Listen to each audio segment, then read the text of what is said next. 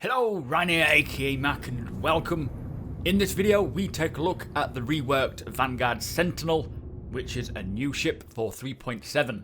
As always, a big shout out and thank you to all my patrons. It is because of these guys that I get to make videos like this, so if you do enjoy my content and would like to make it better, follow the link to my Patreon page below.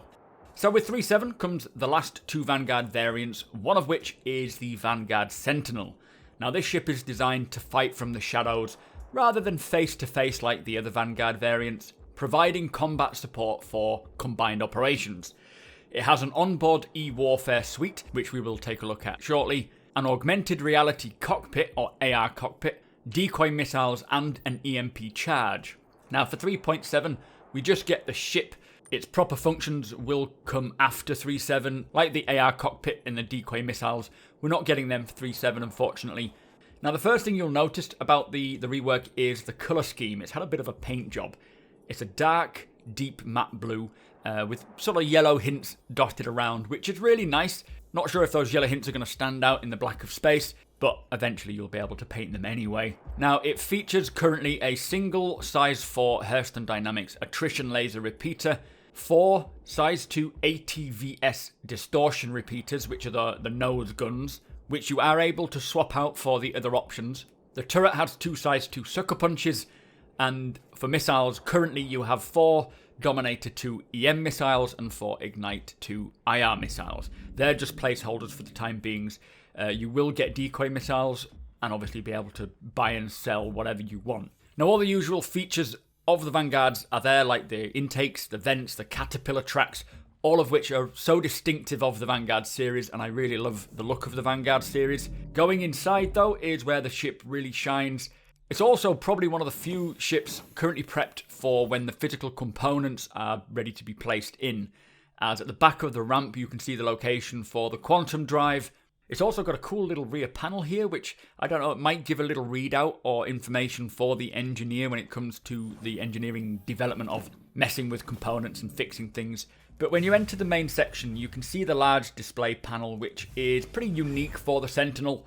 Not functional at this moment, so we'll just take a quick look to the left as you walk in, and you can see the storage racks on one side, and then on the right side you can see the weapon racks. Further up, you can see the reduced WC and shower unit. Over the way, there is a canteen area and beds, and this weird camera for some reason. I'm not sure if it's for the pilot to be able to look into the back, or if there's some sort of feed going somewhere else. I would love to know what your thought is for this, or why there is even a camera looking into the rear section. But then you have the main control area with what looks like servers and data banks, and that cool panel which should give you some information in terms of what you're dealing with your e-warfare suite. Not sure if it will look exactly like this when they add the functionality, but it is a cool looking station, and I'm sure it'll be a lot of fun dealing with it when the time comes. It has a turret as standard, so you can defend yourself if need be. Now I really love the component layout and access in the ship. Such a great feature, and I can't wait for all the other ships to get theirs. You can easily gain access to them here. The cockpit is just like any other Vanguard cockpit, with all its components laid out as you would expect. It will eventually have the AR cockpit, which I would love to see the design or intention for this, but for 3.7 it's not ready, so that'll come later down the line. But there you have it. It doesn't appear to handle differently to any of the Vanguard in terms of flight, and with them removing the gravity effects of planets and moons, it's really hard to say how well it hovers, so we'll have to check that out when they bring that back. Now I'm happy that the last remaining Vanguards are completed and in the game. It is very nice to see when all the variants come in.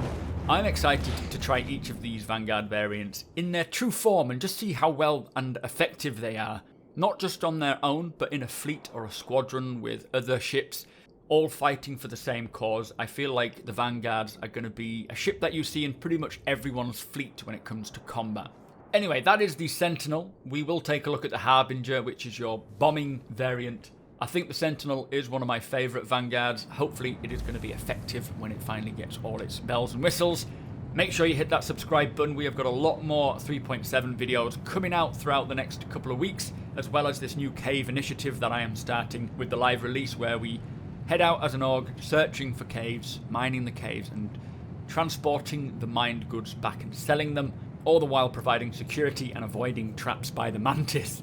Hit the like button if you enjoyed the video. Also follow me over on twitch.tv/supermacbrothers. Come and hang out with us live, and if there's anything you want to see, ask me while I'm playing the game.